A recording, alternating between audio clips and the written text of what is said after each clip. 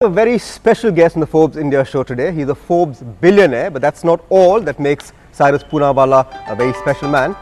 He, as he once put it, reaches more children around the world than Coca-Cola or Pepsi can ever hope to reach. In fact, half the world's children are immunized by vaccines made here at Poonawalla's Serum Institute in Pune.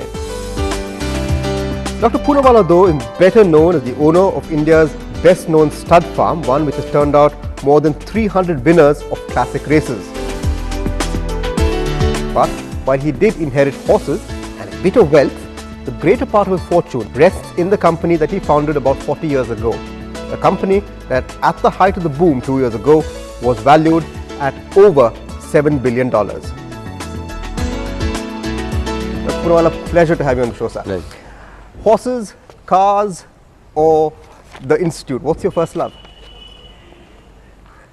In my college days, it was cars. Okay.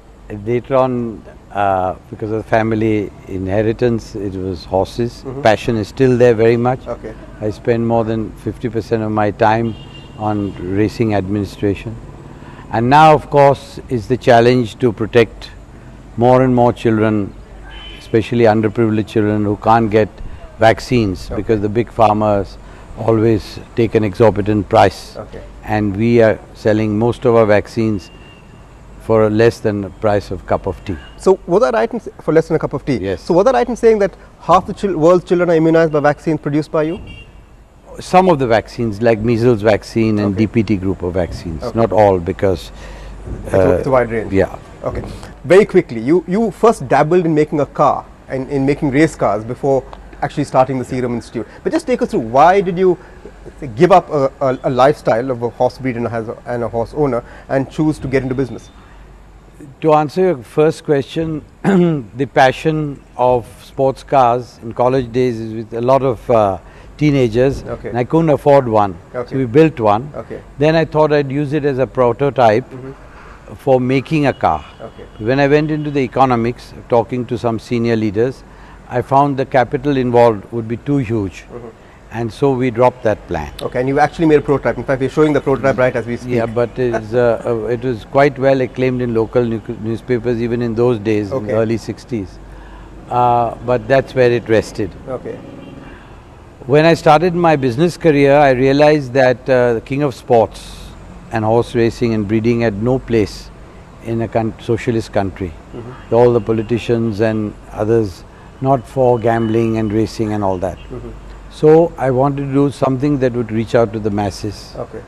And what better proposal than one of my vets came up with the idea that we could use our discarded horses for making serum against anti-snake venom bites and tetanus, Okay. which was in great shortage in the 60s at that time. Were you one of the first private players in the market in India then? Absolutely. Okay. And that gave us a head start. Many people didn't have the vision that this could be a growing industry till everything came into place. Okay. So just to set the record straight, most of your money has come from this company, is not inherited wealth.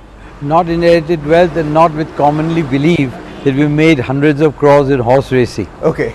In fact, it's drained quite a bit of my wealth to bring up the farms. Okay. From a 60-acre farm to a 600-acre farm conglomerate So in a sense India. that this company actually financed that passion of yours? This and other, I had engineering interests, finance interests, real estate, but basically yes, for the dividends and other that came out of this privately owned company helped me to build up all the rest of the wealth. So when you started making vaccines, a large part of India's vaccines were imported. Am I That's right? So you were in a sense import substituting. So did you get help from the government? No, we got no help, no encouragement from government or the health ministry. It was a very big struggle upwards. And but we fought it out. My main forte was that we started as a small scale industry, and except for the land that Dad gave me, we started with a capital of only 5 lakhs. But we always maintained the philosophy of low price, not exploiting a monopoly situation. Okay. And that was a philanthropic policy that a lot of Parsis have. You've seen Ratan Tata also in that sort of league.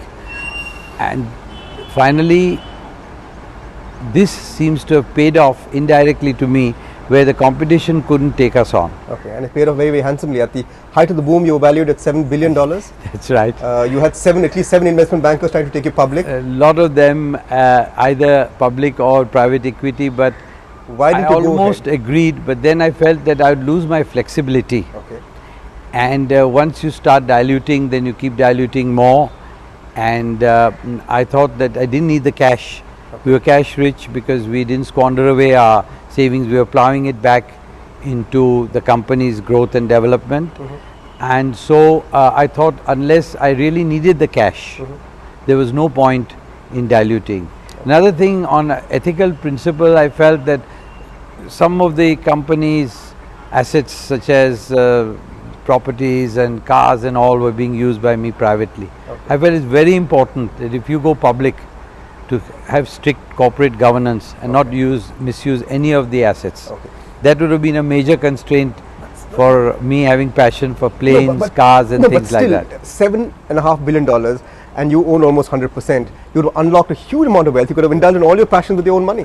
I agree with you that in hindsight, it may have been a great offer that I turned down. It could come again. Of course it could. One of the reasons that I was dwelling upon is that I was offered 100 PE for Serum Institute at that time for only $10 million, then became $100 million. So it's been growing.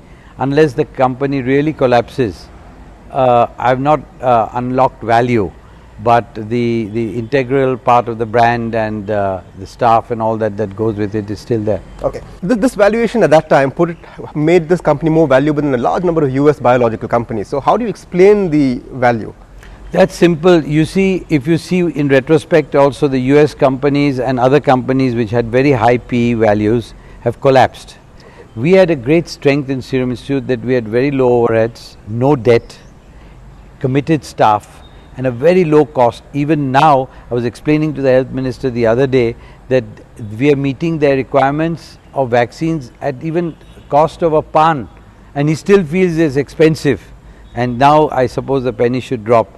So what happens is that the US companies, they couldn't take on competition or face the recession. Okay. We can face any amount of recession because we're charging so little, nobody can take us on. So the last 18 months of the Great Depression, you haven't been affected at all? No, we're not affected at all. And this was the intrinsic value why the bankers did see a lot of strength in giving a very high PE for the company. How close did you come to not selling out, selling some stake? Quite close, because we had almost decided to start a due diligence, and then we thought that it's better that we stay. I resisted tempting offers from multinationals for last 30 years. So I thought at least I won't undo my philosophy and then leave it to my son in the years to come. Okay, but more and more multinationals are getting back into the vaccine business, because in the early days they thought the vaccine business was not profitable. But now with the huge market opening up, they're also getting back in a big way. So how are you going to protect your turf now? Well, one of the reasons I forgot to mention to you was a very strong pipeline we have, and that would have sustained us on the valuations. So it was only a question of sticking it out. Now they've seen the light of the day, and naturally they're going to put the heat on us. And seeing the meteoric rise of Serum Institute, like for example the acquisition of Shanta by Sanofi Pasteur, is they valued that company at nearly $1 billion, and their profits were a tenth of what ours are. So if you look at it pro rata, we were not overvalued in that sense, because the PEG for biotech companies always been very high. A lot of biotech companies in Europe, take Crucell and others, are not even breaking even, and still they've got huge valuations on them. We have been making profits for the last 35 years, ever since I started, maybe in a small way, but we've never had an opportunity of looking back.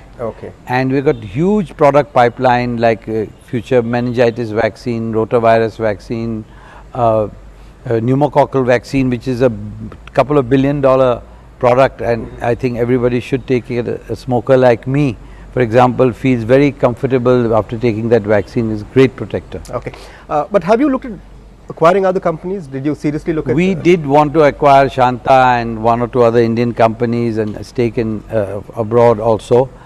I then felt that unless my son was capable of running the companies, there was no sense in trying to stretch. Okay. And we have so many challenges right here with this big, huge expansion that we're going on, that is all going to keep us occupied. Okay, we'll talk about the future of the business after the very, very short break.